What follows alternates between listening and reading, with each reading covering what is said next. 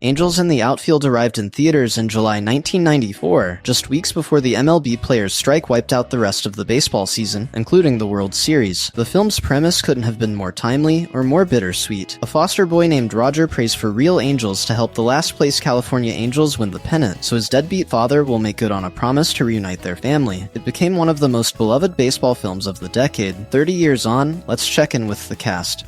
Joseph Gordon-Levitt played Roger Bauman, the earnest, wide-eyed foster kid at the heart of the story, a boy who takes a throwaway sarcastic comment from his absent father and turns it into an act of pure faith. Born February 17, 1981, in Los Angeles, Gordon-Levitt had already been acting since the age of 4, but it was this film and the Young Artist Award it earned him that truly put him on the map. 2 years later, he was cast as Tommy Solomon in Third Rock from the Sun, which ran for 6 seasons on NBC. Rather than chase blockbusters through his teenage years, he enrolled at Columbia University in 2000 to study history, literature, and French poetry. He dropped out in 2004 to resume acting, and what followed was one of the most quietly impressive runs in modern Hollywood. Mysterious Skin, Brick, 500 Days of Summer, Inception, The Dark Knight Rises, Looper, and Lincoln all arrived within a few years of each other. He wrote and directed Don John in 2013, earning an Independent Spirit Award nomination, and founded the collaborative creative platform Hit Record, which won 2 Emmy Awards. He has continued acting selectively, appearing in The Trial of the Chicago 7, voicing Jiminy Cricket in Disney's live-action Pinocchio, starring in Beverly Hills Cop, Axel F. on Netflix in 2024, and turning up as a baseball announcer in Rian Johnson's Wake Up Dead Man in 2025. He is married to businesswoman Tasha McCauley, and they have 2 children. Now 44, he has become a vocal advocate for digital rights and AI ethics, writing op-eds arguing that artists should be compensated when their work is used to train AI models. The kid who believed in angels never stopped believing in something.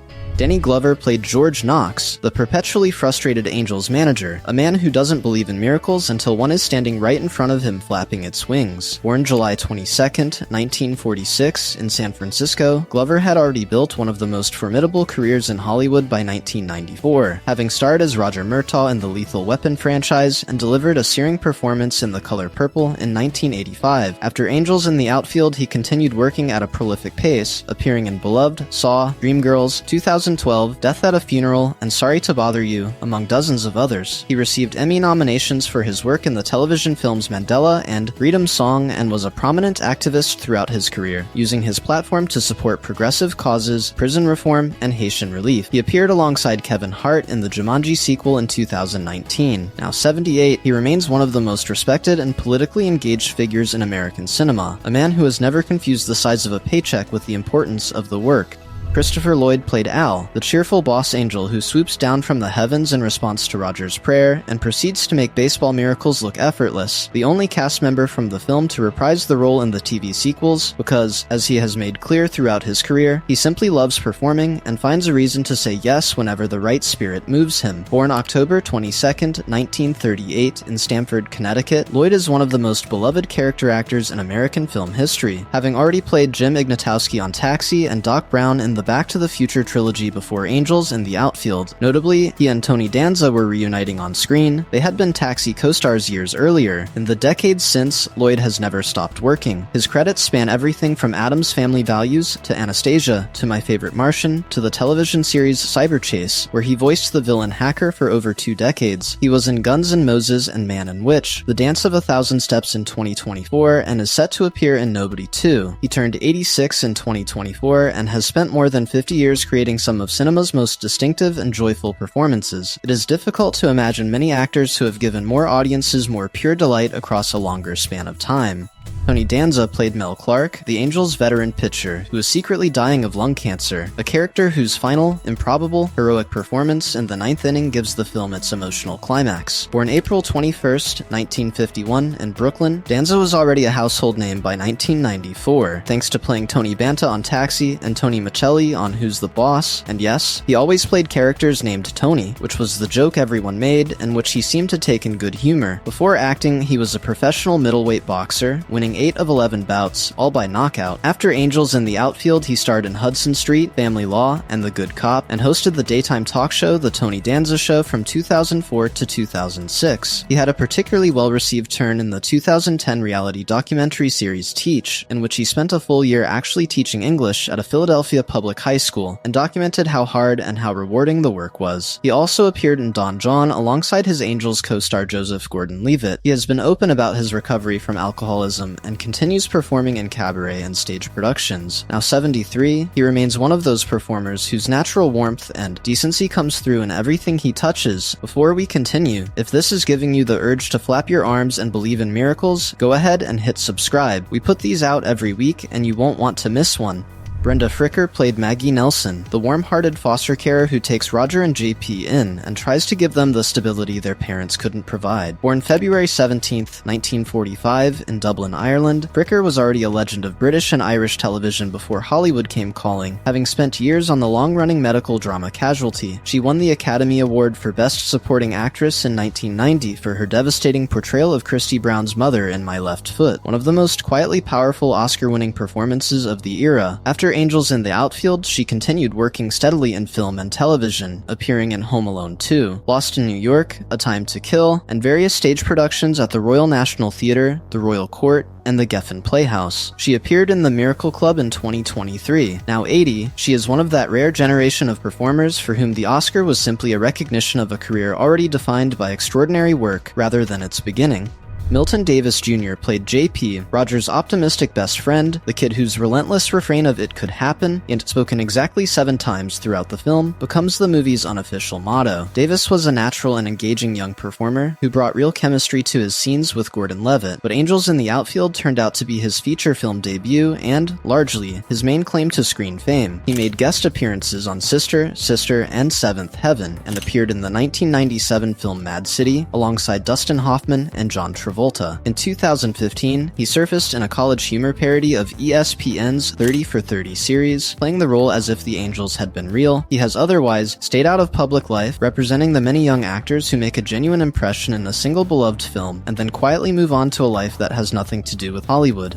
J.O. Sanders played Ranch Wilder, the conniving, smirking sportscaster who is determined to expose Knox and destroy him, a man so committed to tearing things down that he can't recognize a miracle even when it's happening right in front of him. Born April 16, 1953, Sanders is one of those indispensable character actors who has spent 4 decades quietly turning up in everything: Silver Strand, Daylight, Kiss the Girls, Revolutionary Road, Green Lantern, and Edge of Darkness among his film credits, alongside recurring roles on Pan Am, The Good Wife, Person of Interest, Blind Spot, Sneaky Pete, and The Sinner on television. He also serves as the narrator for the PBS documentary series Secrets of the Dead, and has an extensive off-Broadway resume including productions of Hamlet, King Lear, and Twelfth Night. Now 71, Sanders is the definition of a working actor in the fullest and best sense, someone who has spent his career building a body of work that rewards close attention. Matthew McConaughey played Ben Williams, one of the Angels players who ends up believing in the miracle. It was one of the actor's earliest film roles, and he had 3 other films released the same year, including his actual breakthrough, Richard Linklater's Dazed and Confused, in which his ad-libbed line as the older guy who won't stop hanging out with teenagers became immediately iconic. Born November 4th, 1969, in Uvalde, Texas, McConaughey's real career launch came with A Time to Kill and Lone Star in 1996. He became one of Hollywood's most bankable romantic comedy stars through the early 2000s with How to Lose a Guy in 10 Days and The Wedding Planner. Then in 2013, he underwent what became known as The McConaissance, ditching the rom-coms entirely for Mud, Dallas Buyers Club, The Wolf of Wall Street, Interstellar, and True Detective, winning the Academy Award for Best Actor for Dallas Buyers Club. He wrote a memoir, Green Lights, in 2020 that became a massive bestseller. Most recently, he played the lead in the Apple TV Plus series Edmund. Now 55, his path from bit part Angels player to Oscar winner is one of the more remarkable trajectories in modern Hollywood.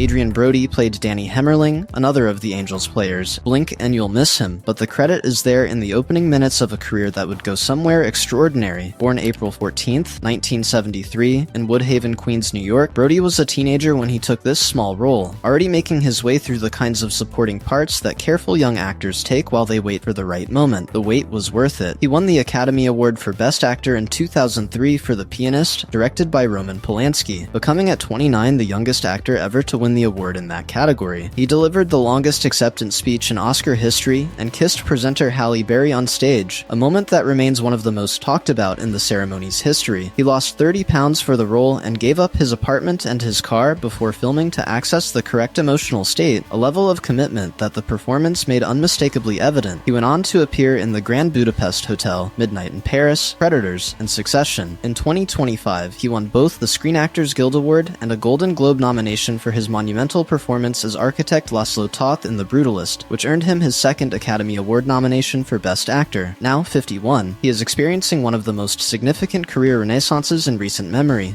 Neil McDonough appeared as one of the Angels players in a small but memorable early role, his cheekbones and piercing blue eyes already marking him as someone who wouldn't stay in the background for long. Born February 13, 1966, in Dorchester, Massachusetts, the son of Irish immigrant parents who ran a motel, McDonough trained at Syracuse University and Lambda in London before nearly giving up acting altogether. His career turned on Band of Brothers in 2001, where he played First Lieutenant Lynn Buck Compton in Steven Spielberg and Tom Hanks's landmark HBO miniseries, which led directly to Spielberg casting him in Minority Report in 2002. He became one of television's most recognizable faces through Boomtown, Desperate Housewives, Suits, Arrow, Yellowstone, and Tulsa King. He is perhaps most famous off-screen for a principle that once nearly cost him everything. He refuses to perform kissing scenes with anyone other than his wife Ruve, citing his Catholic faith, and was famously written off a major TV series for it, describing a period in which he lost almost everything. The career came back regardless. He co-wrote and starred in The Last Rodeo in 2025. Now 59, McDonough is one of the rare actors who sacrificed commercial opportunity for personal conviction and still found a way to build a lasting career. 30 years after Roger Bauman held up his arms and signaled that the Angels were here, most of the cast that gave this film its heart are still very much in the game. Two of its small supporting roles, McConaughey and Brody, went on to win Academy Awards, a fact that still stops people cold when they hear it. Some miracles need a little help from above, some just need the right cast, and the willingness to believe it could happen. Which character did you love most? Drop it in the comments, and don't forget to subscribe for new Where Are They Now every week.